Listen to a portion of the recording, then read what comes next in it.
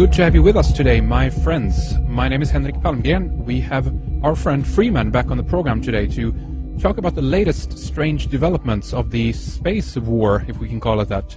There have been quite a few developments on this in this department, especially up here in the north. The Norway spiral, of course, and if you've been following our website, you know that we've managed to get some more clarity regarding the possible origins of the spiral. The big possibility that we're looking at right now is that eiscat, the European Incoherent Scatter Facility, is behind it. This is basically Scandinavia's HARP up in Tromsø, Norway, where the spiral was seen back in December 2009, around the 9th and 10th. There has also been strange patterns showing up on radar over Australia. That's January 22nd, as pointed out by Colin Andrews, who we hope to have with us soon on the program, by the way. We've also had large spherical objects that have been seen near the sun by NASA satellites. On January the 26th, there was also a strange formation that showed up inside the green aurora over a small town of Andenes, not too far from Tromsø up in Norway. Again, we can ask the question if eiscat was behind this. Again, there's been all kinds of strange effects occurring lately. The earthquake, of course, in Haiti as well. People are talking about HARP. Speculation about the origins of the earthquake are many and varied. So basically what we're asking is, what is it all about? Where do we go here? Well, we have Freeman with us here today to discuss these things and much more, and tie things in like CERN and NASA's CARE program, or the Black Brant number 12. We're going to talk more about this later on. freemantv.com is the website. Go there for more information about Freeman's work, research, his own radio show archives, DVD, and much more. So with that, welcome back, Freeman. Good to talk to you again. It's about time. So much has been happening since we last spoke. How are you, Freeman? It's true, Henrik, and it's great to be here. It's amazing the things that you and I have been going through. You know, you were basically my first radio show on an international scale. So I love being here. I love talking with you, Henrik. You are my favorite Thank you, host. Freeman. We love to have you, and it's always exciting to have you on, and you bring so many different things together, just like you have now here again, then in your latest post that is up on your website, freemantv.com. And basically, give us a little bit of an outline here then. I know that you wanted to begin to talk about Flash Gordon, a kind of an off-angle starter for us here today. Tell us about Flash Gordon, Freeman. Absolutely. Well, the concept is, and this is something that I've been working on, when you dig into Hermetic arts, when you start to dig into the magical belief system, they believe and expound that the idea that the universe is mental. And this would fit the concepts that I'm looking at so much with mind control, with predictive programming, and all of the sorts of things that we see engineering our reality. And it seems as if, you know, we are the computer that creates reality, and then they are the input that puts in the programming. And so when we start to see the outline of what's going on today with Hugo Chavez accusing the U.S. of causing earthquakes, this sounds ludicrous, or at least would have maybe a decade ago. But 1936, on the big screens in America, we had Flash Gordon. We had Ming the Ruthless coming through as galactic emperor, using weather modification, throwing fireballs, hurricanes, tornadoes at Earth for his own pleasure. You know, Ming wasn't even trying to occupy Earth. He just wanted to have some fun. And then what happens is we've got Flash and Dale Arden coming to the rescue. Now, this is your Princess Warrior programming, something that we've been discussing quite a bit on my show, and also are about to release a magazine coupled with the Sorcerers of Atlantis on this concept of the Princess Warrior programming. But so you see, as far back as 1936, we were already introducing the concept into the minds of mankind about weather modification from extraterrestrial sources coming down to just manipulate planet Earth, and then using a Princess Warrior programming to save planet Earth. Incredible. So back in the 30s, basically, and I mean, they had Tesla stuff going on then as well. I remember some old Superman comics even. They had the scientists who developed the death ray and stuff like that. So it's been in science fiction. But again, to emphasize and to bring further clarification to your point, I guess what you're saying as well is that we have these sci-fi weapons pretty much coming online during these times that we're living in right now, and we see these kind of weird effects basically happening all around us, Freeman. Yeah, absolutely. And this is where it really starts to get confusing. Now, I made a HARP video back in 2006, and already that HARP video was basically dated. I mean, the information was 1999. But I was trying to outline and show people what this was and what its capabilities were. And at that time, Milosevic had accused the U.S. of using HARP to cause earthquakes and floods in the Middle East. Now, when I showed this to university students at Kansas University, it was in the front page of the USA Today. And they said, oh, well, he'll just say that. You know, and no one was ready for this type of concept. Now we're to a point where Jesse Ventura is promoting HARP over True TV, and everybody now thinks that it shoots big light beams up out of it or something, you know, because of the graphics they used. And now, of course, everyone's going HARP, HARP, HARP, causing earthquakes in Haiti. And, you know, it was the Russian military, it was Hugo Chavez. When we have really no proof, and everyone is ignorant of the other ionospheric heaters, or VLF, ULF antenna arrays around the globe. So they're focused on this one, the High Frequency Active Auroral Research Program, when they could look to, as you mentioned, eiscat, or they could look to SURA, or now we're seeing these effects over Australia. And that is, of course, the Boeing System Support and Operations setup VLF array there in Northwest Australia. So there's tons of these facilities around, and of course one of the speculation here as well is if they can work in unison, if they can work together to create these kind of things. I don't know if that's necessary. It could just be one and the single device or facility that is operating. But when it comes to, I mean, if we go back then and basically look at December 2009 over Norway, the spiral and things like that, from my point of view right now, the eiscat seems very plausible and likely, because the whole Russian failed missile thing, I'm ready to throw that out the door. How about you, Freeman? Well, I still have my questions, and I think that both answers are correct, actually. Now, first of all, we've got to, ask the question about the companionship between Norway, their eiscat, and the Russian military. And then couple this with the whole concept of it happening as soon as Obama shows up for his Nobel Peace Prize, right? Exactly. Yeah. And, of course, Obama, starting right from day one before he was elected, I will not weaponize space. I will not weaponize space. That was part of his platform of getting elected. Most people just skipped over that one, because who thinks about weaponization of space except for, Nazis? And so we have that question, first of all. Okay, so Obama wrote the secret letter to Medvedev way back at the beginning of his presidential status. And this was, of course, not secret. It was broadcast all over the news, and it was about, limiting the nuclear missiles. Mm-hmm. Then we have the whole sensation and story of the Department of Defense taking over NASA, or combining with NASA. So this sounds like a militarization of space, and I definitely want to talk to you about NASA and what's going to happen. Yeah. Because there's big changes coming, very big changes coming, and I've been tracking that for some time.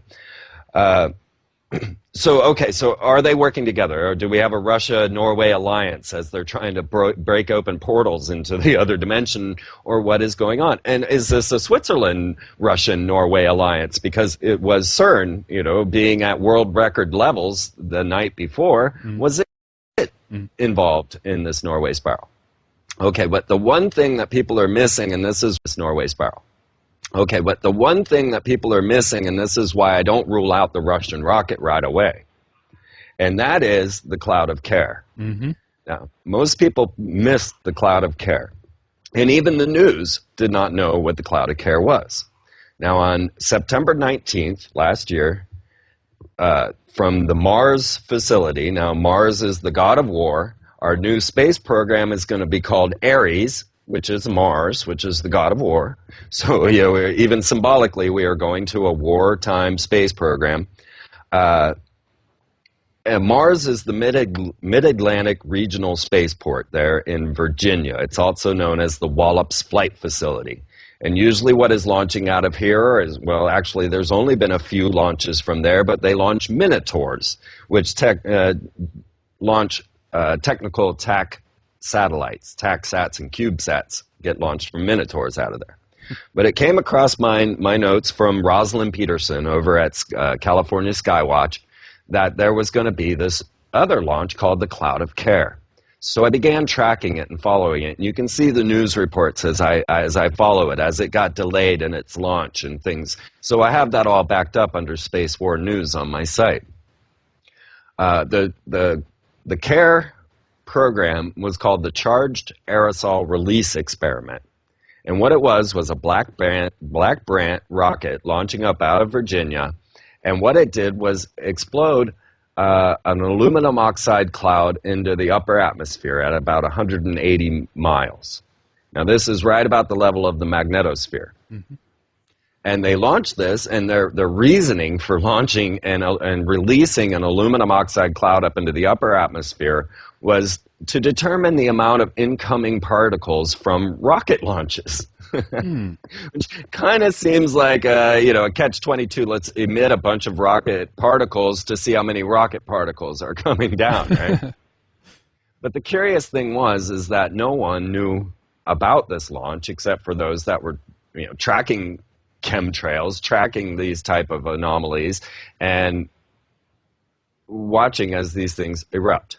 Now, if we could play the news clip that occurred that day from Virginia to show you that the effects were nearly identical to the Norway spiral minus the spiral.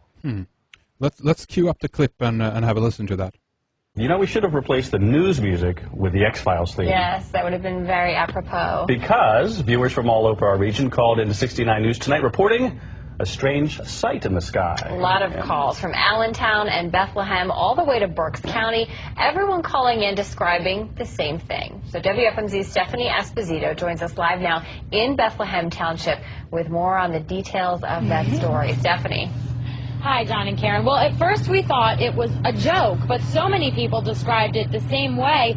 Many of them believed that what they saw tonight in the skies was a UFO. We were just walking, talking, that sort of thing, and I kind of looked up in the sky. There was a big white, an orb, almost like a tiny planet, and all of a sudden this big ray came out of it, it was all white. And all of a sudden there was a beam that came down from it. It was white and bluish, and then all of a sudden it just looked like the sky sucked it up and the sky just closed. Reports from Bethlehem to Berks County. Well, I keep thinking of the movie E.T. Something unusual took place in the sky tonight. I would never have had time to take a picture of it. It was just so... It disappeared. It disappeared. The sky ate it. So far, 69 News has not been able to obtain a picture, but we did get multiple witness reports. We've contacted the Lehigh Valley Airport and local communication centers. Everyone said nothing was happening. Now, a lot of times people will hear things like this and they'll say, oh, it was a weather balloon or it was a shooting star. Is there any other explanation? No, that was not a shooting star and it was not a weather balloon. One thing is for sure, tonight people are asking themselves, do I believe? I don't know if I believe in that kind of thing. Now, some people have pointed out that it's a strange coincidence. Today's date is actually 9/19/09, if you want to put any weight on that. But regardless of what people believe, a lot of people are asking themselves tonight, what was that up there? And they really are just saying everyone agrees they've never seen anything like it before. Okay, there we go. So what we can say is that, just as you pointed out, Freeman, is that the people who watched this from the ground, and even some of the news reporters there, went to the UFO story right away. This is a UFO because, just as you pointed out, no one seemed to know what was going on there and have any data about this test of care, right, Freeman? Yes, exactly. That is the critical issue here too. Is that all right? Now I stood my guns. People kept asking me, "What's the next 9/11? What's the next 9/11?" Of course, this was after my 10/13 prediction, and I'm saying it's asteroids, and people are going, "Well, that doesn't quite fit my worldview. Asteroids, what's going on?" Well, but after UFO or after asteroids, the prediction was that it was going to be alien invasion. And so this was Werner von Braun telling us we're going to have the Red Scare, we're going to have terrorists, then we'll have asteroids, then we'll have aliens.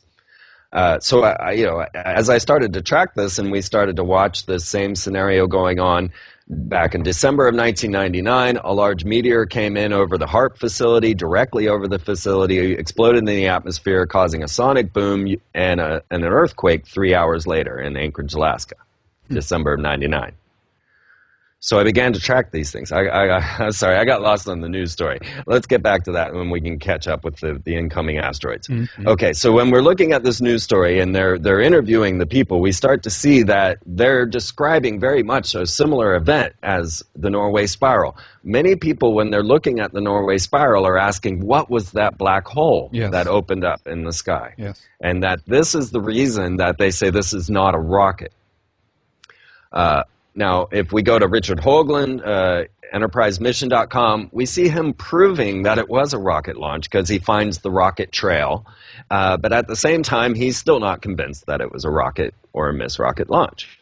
So everybody's very confused on this, and I think that because they missed the cloud of care, they don't see the effect beforehand. Mm.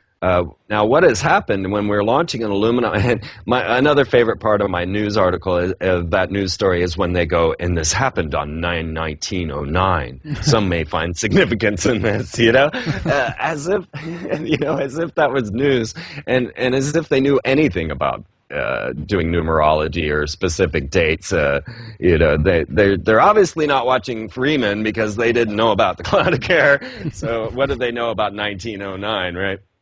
I just found that very humorous. But what we find them is describing the very same effects, the bright flash in the sky, opening vortex in the night sky, and a blue beam coming out of this. Now, Dr. Dimfel, who was a lead scientist looking into the Norway spiral, clearly stated that what we were looking at was an aluminum oxide cloud. And what was coming down, the reason it was a blue spiral was that aluminum oxide's chemical formula is sapphires. Mm-hmm. And so we're seeing sapphires reflecting in the sunlight. And that would explain the blue. Yeah. And so what I'm saying is that we have a coupled energy field going on. So we have the rocket launch, which I don't know where it came from, whether it was the Russians did admit to the launch, but then did not connect it to the Norway spiral. Right. So if we're looking at an aluminum oxide cloud being launched up in the atmosphere and then twisted with the eiscat, because we know that HARP does bullseyes in the sky. You can look at graphs showing the type of spiral pattern that these ultra-low radio frequency waves transmit. But what's going on is the bigger question that none of us seem to be able to answer because we just don't know enough at this time. And what frightens me is that when we're looking at these events and everyone like Hugo Chavez, the Russian military, is screaming HARP, Haiti, without the knowledge of the other ionospheric heaters. And then same with the Norway spiral, everyone's trying to bring UFO disclosure into this. This was extraterrestrial in some sort, without having the knowledge of the charged aerosol release experiment. Yeah. So I've come to you, first of all, just to get this out to the people that there was the cloud of care. You can go look at the video on my site, and you can see that it was identical minus the spiral. Right, right. And there were similar things in China or was it Japan? I can't remember now. Somewhere in Asia, they had a similar spiral shape happening as well. This was before the Norway spiral, I think. And but I mean, basically, the thing we can point out here as well is that the eiscat facility is, I think, and but I mean, basically, the thing we can point out here as well is that the eiscat facility is that they have a heating array or a special heating facility in Tromsø as well, which is designed to create plasma turbulence, right? And there's even plasma turbulence simulating software and stuff like that out there, which seems to create this kind of spiral movement, if you will, as well. So it could be a combination, as you say, of these things. They're sending up some kind of, how should we put it, like a carrier, or that so that you can visually see the representation of what the heating facility actually does to the atmosphere, or something like that. I'm not really sure yet, but again, that idea that it's designed to create plasma turbulence, to me, suggests that it had the possibility of creating like a wave pattern in the atmosphere. What do you think, Freeman? Absolutely. And then what we start to see are all these strange cloud effects. There was just a recent one, I think, over... you know what, I don't know where that recent one was right off. I just was looking at this today, but what I started tracking also were these type of strange cloud effects that were occurring at the same time. So right after the cloud of Care in October 9th, we get the strange ring cloud over Russia. Yeah. And these type of anomalies have been, on the rise, reported more and more. Mm-hmm. So when we have people manipulating the ionosphere and the magnetosphere as they are, without giving us any data as to why and what they're doing, people are going to natural reactions and saying, well, this is just, new meteorological strangeness. But not realizing that, because you went to climate Copenhagen. We're pushing this whole global warming green movement. Meanwhile, we're launching ionospheric heaters and large mirrors up in space to radiate sunlight back to the Earth. Yeah. Well, what? Yeah. So we can't trust anything at this point. Absolutely. There's so many different variables, and especially when they begin to mess around with these things, and more power are always, or rather the facilities are being built out all the time as well, and they can harness more and more energy all the time. Just on a side note as well, Freeman, we put up an article today on the site. The headline was, U.S. General urges World War on Space Debris. World powers must find ways to reduce the amount of debris in orbit as the collision risk is posed to spacecraft is increasing, the head of the U.S. Strategic Command said on Wednesday. This is Air Force General Kevin Shilton, a former astronaut.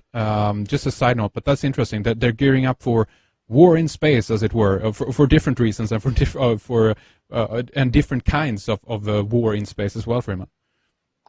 Right, and this is critical to the issue. This is where we need to look, because what is going on now is a whole revamping of the space systems all around the globe, and we are moving into all of these international space nations. So pretty much every G20 nation has a launch facility.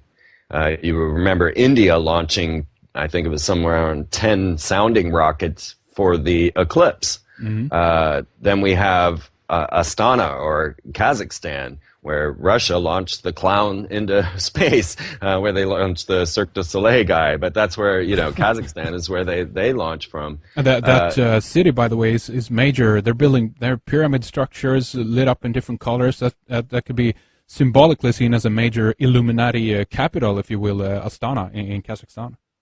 Oh, you better believe it. Yeah, that Pyramid of Peace, they'll be hosting the Fourth Congress of World Leaders trying to bring about the unified religion. Yes. Also, Astana was where they decided to come up with the one world currency, Akmetal.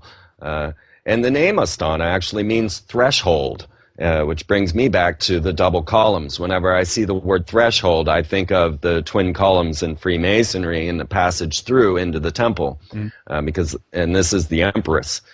Which is also the letter G, and it gets into a lot of connections in the symbolism. Yes. But absolutely, Kazakhstan is set up as some sort of geomantic or earth magic system device. It's in perfect geometric patterns. We have that Pyramid of Peace, the palace. The presidential palace looks like it should have lightning bolts coming between those twin columns. And, of course, the strange total recall hand up in that giant ball. This is strange madness, and this is what our 21st century capitals are looking like. And we've got, of course, also Dubai, and you better remember that Atlantis is in Dubai, and then that Tree of Life, and all. I know you covered that well. Absolutely. There's so much. I just want to ask you as well, Freeman, on a side note here, if you did hear about the whole Benjamin Creme Maitreya Steps Forward annunciation as well on their own website, actually. They were Share International. Yes. Did you hear about this? I did, and it's very curious because I personally had only just come across this incoming dwarf star, which was G1.9 plus 0.03, but you can just find it by G1.9. It's also linked under Space War News and all the images.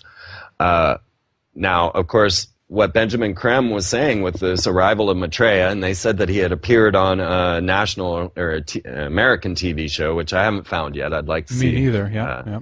Now, we also know that Obama was in Kenya when the Maitreya made his appearance, and very curious connections with this whole character. Okay, yes. But what he was saying was the blue star. This other star would be appearing at the appearance of Maitreya. Also, we have the Hopi Blue Star prophecies, which Obama quoted from, which I actually read on your radio program 2 times back when I was on. Mm-hmm. So we've got Obama quoting Hopi end-of-the-world prophecies. We've got the Maitreya showing up stating that there would be a blue star or a new star in the sky that would come with his appearance. And now we have this G1.9. Now, when you start looking at this thing, it's crazy. G1.9 could not be spotted because either it's a supernova or a brown dwarf star. We've got battling scientists on this issue right now. NASA, JPL, Jet Propulsion's Laboratory, was saying that this was a supernova. And when you have a look at this supernova, you'll see very clearly that it looks just like the Firefox logo. Very curious there. And of course, my mathematics tell me that Fox equals 666. F's. And, that's right. So, Firefox, Fire 666, and of course CERN 666. And we can get deeper and deeper into that type of symbolism and just who is controlling the technological advancements of planet Earth. But when we start to get to G1.9, we'll see that another team, the Star Viewer team, is announcing that it was a brown dwarf and that it's actually hurtling towards planet Earth. And this might be that wormwood and the planet X that people have been looking for. It was not visible to us by the naked eye, and as you start to look into the studies of when the last reports of this incoming star way back in our ancient past, they say that they had a day that they could see it. It was only when it became visible within the sun's radiation that this incoming Nibiru, Death Star, whatever you want to call it, was visible. Yeah.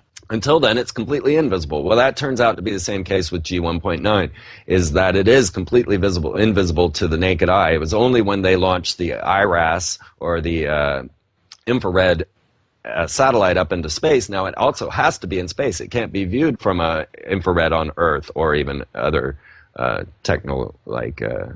they just launched the WISE, the wide-angle infrared viewer satellite. And so 1980, we got our first glimpse of G1.9. And this was when NASA announced that it was a supernova. Then we start seeing it, them having to backtrack on their information, saying, well, we think it's actually younger than we thought it was because it's getting bigger. And other scientists, like the Star Viewer group, are saying, well, it's getting bigger because it's coming towards us, and that this is actually a binary sun in our solar system that we are orbiting around. But it fits into these prophecies very well, and now we can witness it, now we can see it because we have the WISE out there. We have the IRAS, but of course that's ancient technology by today's standards. And at the same time, we have U.S. scientists calling for creation of an international asteroid defense agency. Yeah. Okay, I find this curious because I watch a lot of Hollywood to get the backstory on what they're trying to put out to us. Now, Hollywood is straightforward predictive programming, and they release a lot of data that you can actually use in your straightforward understanding of the universe and the world around us. and I just watched 2012 Supernova, which basically has the Americas and Russian and China alliance coming together to build a nuclear platform out in space to deter this. The Americas and Russian and China alliance coming together to build a nuclear platform out in space to deter this incoming blast coming from a supernova. And this was the end of the world, of course. Now we're looking at it in reality. It's really coming, and we've got all these nations getting their ionospheric heater, their radio frequency transmitters ready and up and running. We're watching test runs after test runs while they seem to be preparing for an end-of-the-world script. And the new Messiah is stepping forward, and everyone will follow him now as well. It's like, what is going on here? Many people, of course, kind of speculated that they might put Obama in this role, which on some level might be true that they're pushing that, but probably they're going to try to do it under another figure. But just as you pointed out, Freeman, it would be really interesting to see this video that they talk about on their website, and see if who this character is. We'll see what happens there. Absolutely, and and some people are even saying Obama is Maitreya. Well, exactly. Yeah. What do you think? Do you think he's going to be? Well, we definitely discussed Obama cloning and the coming space war on your show. That I've been standing strong on this whole concept that Obama is the clone of Akhenaten, and that we have Queen T as his mother, as Michelle Obama, the daughters as the daughters of Akhenaten. They are all identical. And this, of course, was the key ingredient that made me keep my eye on Apophis, because Akhenaten's religion created the concept of a serpent deity of destruction known as Apophis. So I've stood my ground on this one, taking somewhat of a beating, but also people just being completely astounded by this, because now we have, of course, Russia announcing that they need to save the world from Apophis. We have a NASA-China alliance saving us from Apophis. We have many scientists coming together. And now they're calling for this creation of an international asteroid defense agency. This is where it's coming to a head, you see, because we're ending the Columbia endeavor for the discovery of Atlantis. The space shuttles end this year. Russia says that they might be able to take over from Kazakhstan and do the launches necessary till NASA's back on its feet. In Congress, they're fighting over the keeping of the Constellation Ares program, as opposed to going to more privatized space programs such as SpaceX. Now, all of us have been funding Elon Musk's SpaceX for some time, because he is also the creator of PayPal. Really? Yeah. And so SpaceX now is getting ready. It'll be actually next month in February. They'll be doing their first test launchings of the Dragon spacecraft. Oh, my God. Okay, well, there we go. We start to look at the symbolism now. The Dragon spacecraft is launched by the Falcon launch vehicle, which of course goes back to Horus or Ra, who always did the battle with Apophis, right? At every night, the Ra would battle Apophis and then be able to come back out. So we have the Falcon spacecraft, which is Ra, which is Horus, and it is all launched by the Merlin engine. So, SpaceX is not deviating from their symbolism at all. Oh, there you go. So we have this battle.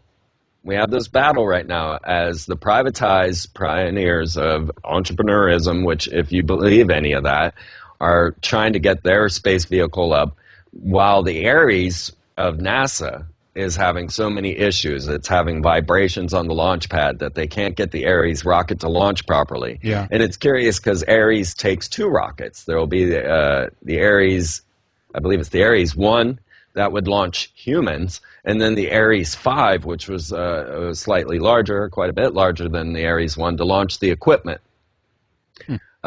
But I do believe that SpaceX is going to win out in this situation, and that it's because what we're looking at now, and this is where my earlier research becomes so important, is the signs of allegiance of the Illuminati that I have been tracking through corporate logos. Yes.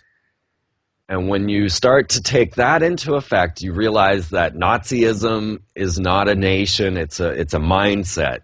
when you realize that the occult nature of Freemasonry is not a nation, it's a mindset. Freemasonry rules in most of the major nations. It is the world's largest fraternity. And within Freemasonry, now you'll find that all of our NASA astronauts were Freemasons. You'll find that most of our presidents in America were Freemasons. And you'll find that almost every major corporation founded was a Freemason. You know, RCA, McDonald's, you pick it, Walmart, Target. You know, you can go and track that these were all founded by Freemasons. Then you look at their corporate logos and you see that they all interrelate and they are signs of allegiance to one another. So the point being that we are moving into a corporatocracy. Corporatocracy, however you would put that. Yeah. Some have been calling it communitarianism. Yes. Basically, it's fascism. And what the problem is that we're still stuck in this mental state where we believe in nations dealing with nations. And that simply isn't the case, and hasn't been, or if ever has been. When we look back into the world wars, we see Stalin, Churchill, and Roosevelt sitting all together. Of course, all 33rd degree Freemasons. So this is not a national issue, and it's the same with this new spacefaring race that we're watching rise. Freeman, I just got to point this up because Sure. I remember now when you brought up the dragon and that whole the privatization of the space industry. We have, of course, Sir Richard Branson on the other end of this as well with his Virgin Galactic fleet. And interesting enough, they are called his two rockets that they've been working on are called the White Knight. So you have the knight battling the dragon, if you will, then in one way. And I mean, White Knight 2 is apparently named after VMS Eve. And the VMS in this case, the prefix stands for Virgin Mothership. How do you like that? Yes. And let's not leave old Arnold Schwarzenegger out of this picture either. He's always been one that's been strongly behind space exploration and cloning, if we all remember him from The Sixth Day. Arnold Schwarzenegger came out and was saying, yes, spacecraft 2, or what do they call that, the Virgin spacecraft. The White Knight? Right. Well, they were calling it... Sorry, I was trying to look it up, but I have so much Space War news. They were calling it Spaceship 2. And but so Arnold Schwarzenegger was the strong proponent for this whole Spaceship 2. He went out, and what we're talking about is Virgin Galactic. Yes. And so he's been pushing this heavily, just as he was pushing stem cell research back in 2005. So now let's just add to this that Obama just brought forth an executive order bringing 10 council regional governors together under his command, half of which will be selected by Obama himself. And they have this 10 regional governors now coming together to unify the United States. Yeah, Spaceship 2 is what he was calling it. Yeah, that's right. Okay, so... Now, back in 1972, I think it was, Henry Kissinger getting together with Richard Nixon and stating that we needed to break the United States up into 10 regions that would then be under the command of the United Nations. And this was one of the major conspiracy theories back when I began being a conspiracy theorist, was that there were going to be these 10 regions in America run by these 10 regional governors, and that we would have 2 new capitals, one being in Denver and one being in Atlanta. And now Obama has just passed or pushed the executive order creating this very 10 regional governorship. Do you want to and I have a feeling. Do you want to tie in the biblical prophecies in that too then, maybe? Oh, you're talking about the crowns. The 10, yeah, exactly, the 10 horns or whatever you want to call that, 10 leaders or 10 crowns or, yeah. Yeah, I steer away from that a little bit because, you know, it's too hard for me to say what the Bible's really talking about. But, yeah, absolutely, that was part of the whole thing. That was part of the whole conspiracy theory back when I began. And of course, you often come to conspiracy theory through the Christian Patriot movement. Yes. And they were the first ones talking about all of this, and absolutely, they were the ones that clued me into the understanding of these 10 regions, and also the idea about the creation of a homeland security, which is what led me to predict 9/11. So, that was the very reason I was tracking that date, because the Homeland Security bill came up every October 1st throughout the whole Clinton era. Mm-hmm. But it was when they forced the W into office, as I also predicted, that I knew that would be the year. And so I ran around like Chicken Little saying, hey, there's going to be a major terrorist attack on 9/11. Don't freak out. It's all for you. Ran around like Chicken Little saying, hey, there's going to be a major terrorist attack on 9/11. Don't freak out. It's all for your reaction. Mm-hmm. And so now these things are coming to fruition. So another point of this is that, one, Obama has not deviated from the plan one bit. This is the CFR plan from day one. And if you listen to Bill Cooper, you'll realize the extraterrestrial roots to the Council on Foreign Relations. And two, that I do feel like Governor Schwarzenegger will be one of those 10 regional governors, which to me would be over the top, but everything has been over the top. So I'm really expecting to see him there. All right. He is a major proponent for Virgin Galactic, for pushing suborbital Virgin, which I believe will be launching out of the Kodiak launch pad in Alaska. Now, not many people know we have the most highly sophisticated launch facility in Alaska, which is in Kodiak, Alaska. Have a look at that. And then also, Arnold Schwarzenegger back in 2005 was a heavy proponent for stem cell research, and which, of course, opens the door to human cloning. Yes.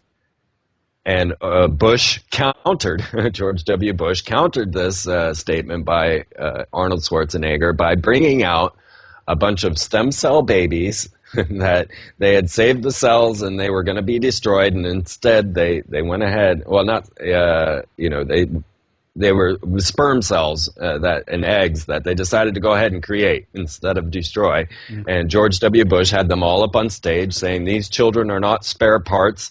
There are moral lines I cannot cross. I cannot allow for this stem cell research to pass." And then, of course, Obama comes in and says, "Yeah, forget all that. I'm going to loosen all these restrictions and let's start cloning, y'all." And next thing we know, we're cloning rhesus monkeys. And as soon as they were done with these 100 rhesus monkeys, and this was just recently done, they said, okay, we're ready for human. Now, these are going to be the biggest debates that we're going to deal with in our current future, and that is cloning and space war. And that's why we're looking at Blade Runner scenarios almost here, Freeman. Yeah, we could be looking at that. Be looking at this new movie Moon. I don't know if you've seen that yet. You can, of course, watch it free on the internet. That's right. Very, very interesting in terms of cloning. I don't want to give too much away, maybe for those who want to see it, but that's a very good hint. Actually, you're absolutely right, and it could be for the purpose of sending people, human beings, out into space for longer trips. It could be, we could be potentially even talking about genetically engineering the human race to be better fit, as it were, for longer flight travels, either for the purposes of putting them in kind of a gestation period or so they can be asleep for a long time. But it can also be actually that they will have physical different traits in regards to the bone structure and things like that, and the musculature, so they don't become weak and fall apart as we do right away. What's your take there? Where do you think they will take this? How far will they go with this kind of research? Well, you brought me straight to the Vatican there, Henrik. Now let's just look into this as where we're going right now. Now, UFO disclosure, we're seeing this on CNN. We're seeing it as main stories of topic. UFO disclosure, National Press Club, all of this type. Five Symington coming forward saying, "Sorry, I had to lie to you before, but really, yeah, that was a alien craft." I don't buy it. This is the program, right? But now the Pope and the Vatican, they come out, and mostly Reverend Funes, who is a Jesuit priest, is the lead astronomer there at the Vatican, who came out and said aliens are space brothers and don't suffer original sin because they weren't born of Eve. But on top of that, I guess the reason I meant to bring this up was the Pope had said designer babies were the next major threat to humanity. And so, even from the Pope, we are getting this story. And we're looking at where we're going. It's, designer babies, that's Gattaca again. And we're worried about who's going to move forward and who's not. Yeah. Who's going to get these engineered effects and who's not. When you look at my old film, well, it's old now, I guess, Return of the Nephilim, you'll see where we were covering this concept of space travel using cloning and how that could be the only possible means of traveling light years. Mm. But of course, then this includes SIM cores, which is what they were called in the Sixth Day, or mind-transferring technology. Now, you and I, we discussed this just for a moment. I actually was listening to one of our last show together, and you had brought up Henry Markram's Blue Brain project. Yeah, that's right, Blue Brain. And it actually came across my radar, forgetting completely that you had brought it up. It's amazing how much we can learn by going back and re-listening to shows. Anyway, so I began tracking the Blue Brain project and the idea of SIM cores or mind transferring technology and how this would interrelate. Now, this goes right to Avatar because that's what we're looking at. Now, when we realized that Avatar, they were saying, okay, the hero of the show was not supposed to be the hero.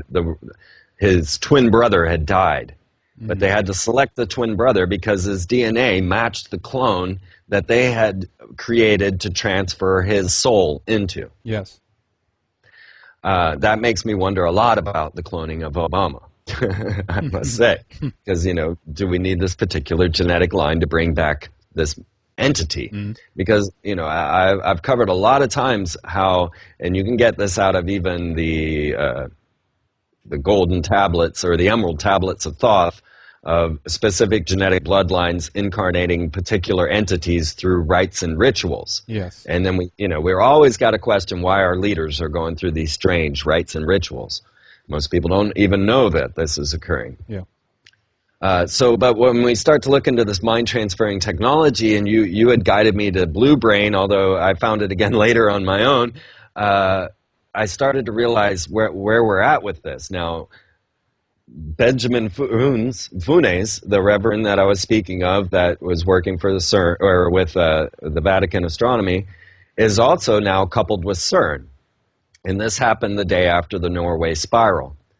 They announced that Gabriel Gianti would be joining with CERN to find this God particle, or the astro particle as they called it. I don't know whether they're referring to the Higgs boson or not. They call it the astro particle. This might be something completely different, another spiritual level. I think it is the Higgs boson particle, but yeah, carry on. So we have this connection on all of these levels going straight to the Vatican. Do you think they're funding the projects? Do you think that they have another interest when it comes to this kind of research, Freeman? I do. Well, if you look into my research, go back to Sorcerers of Atlantis, and we start looking into these city-states, and there's a great film called The Empire of the City, which is a great documentary on the idea of the city-states and the power that they hold with the Vatican, London, and Washington, D.C. Now, the curious note is that when we are starting to look into our extraterrestrial outlines of the universe, what is now known as exopolitics, you find that the two main races involved are the Syrians and the Alpha Draconans. And of course, these just happen to be the main symbols that we see in these city-states. So the Vatican, of course, wears the Dagon hat, and that goes back to the fish god of Dagon. And we see an obelisk, a dome, set up within a geometric pattern that looks like a keyhole. And this obelisk dome and a pentagram are actually the symbols of the star Sirius in Egyptian hieroglyphs. So we're seeing also in every nation, in each one of these city-states, we see this obelisk dome symbolism. We find that we've got the fish man symbolism with the Pope, and that goes back to the Syrians. We have the dragon in connection with the city of London, and this goes to the Alpha Draconans. When you start to look into what these two extraterrestrial sources are meant to be doing, of course, the Syrians are into the high-tech warfare, high-tech space programs and all of this, using their knowledge to stay neutral. And when we see what the Alpha Draconans are up to, it is describing exactly what the Crown is up to. And then we find that they put up these obelisks around each one. And we find Cleopatra's Needle placed on the Thames there in London in 1877. Now, this is the same year that the District of Columbia was crafted as it is as a separate there in London in 1877. Now, this is the same year that the District of Columbia was crafted as it is as a separate body, a separate nation of its own, a city-state. 1877 also is the year that Mars's moons arrived. They were not spotted by any astronomers, not spotted by anyone up until this 1877, and then everyone started seeing them. So it's almost like someone put them into place. That's what you're saying. Exactly. And of course, 6 probes going up to Phobos, all were lost. The last one by the Russians, known as Phobos 2, happened to manage to take a photograph of a 14-mile-long craft. Yes. A saucer-shaped craft, which then they publicly announced, or at least the scientist involved, the lady, I can't think of her name right now, but it's on the site, publicly announced this and leaked out the information to everyone so that we could know this.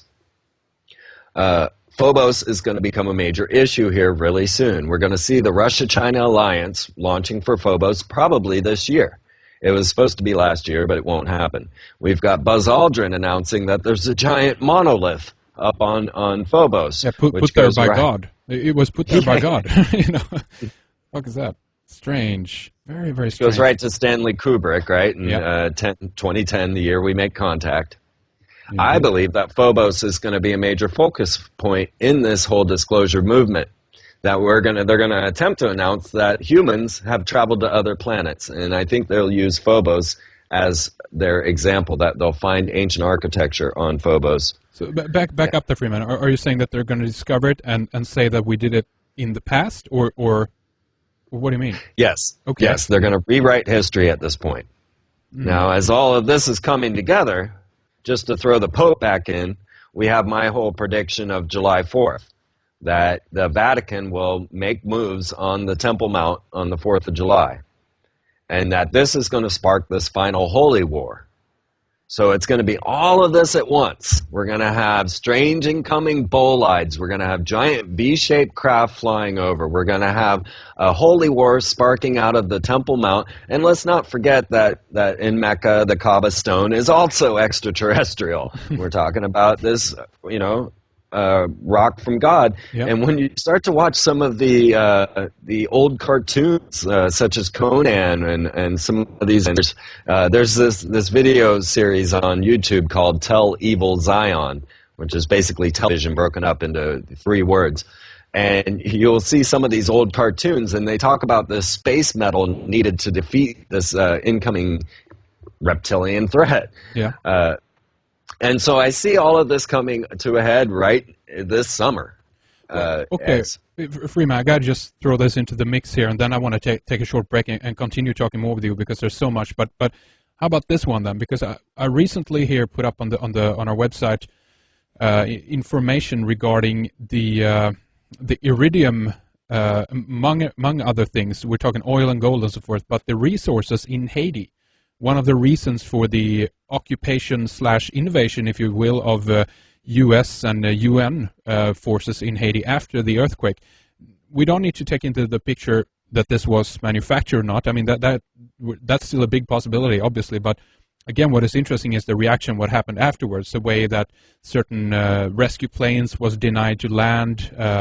We have this French organization, I think it's called Medical Staff Without Borders or something like that, and they were denied to bring in help, which is, of course, trying to create the chaos, if you will, to have people demanding the fact that a military can move in now because it's dangerous on the street, they've declared martial law there, blah, blah, blah, all this stuff.